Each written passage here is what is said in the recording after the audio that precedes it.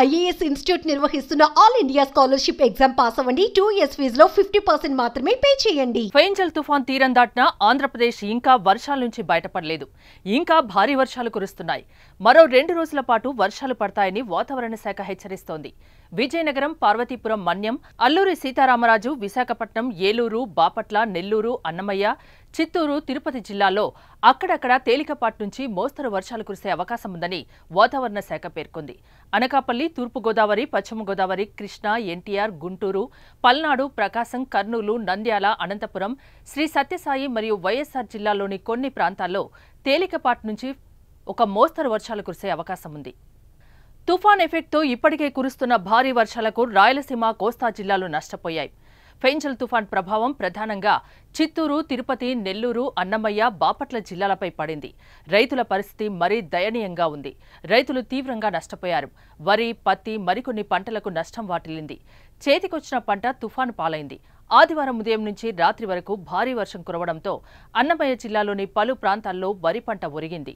మరో 2 రోజులు వర్షాలు కొనసాగుతాయని వాతావరణ శాఖ తెలపడంతో టమాటో పంటకు నష్టం వాటిల్లే ప్రమాదం పొంచి ఉందని రైతన్నలు ఆందోళన చెందుతున్నారు. చేతికొచ్చిన పంట తుఫాను దాటికి నేలమట్టం కావడంతో ప్రభుత్వమే తమను అన్ని విధాలా ఆదుకోవాలని కోరుతున్నారు.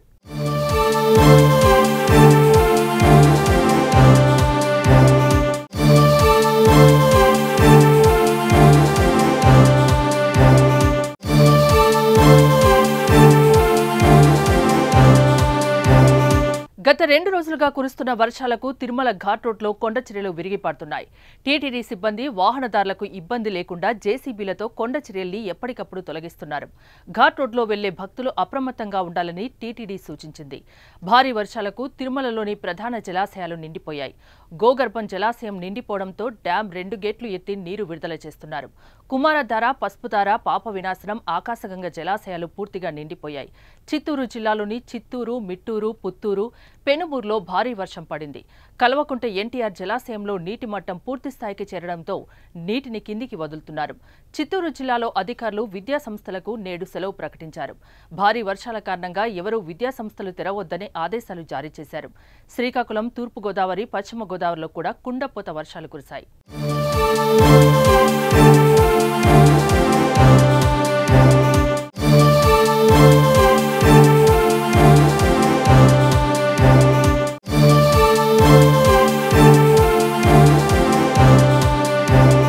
ఫెంజల్ తుఫాన్ ఎఫెక్ట్ తెలంగాణపై కూడా పడింది.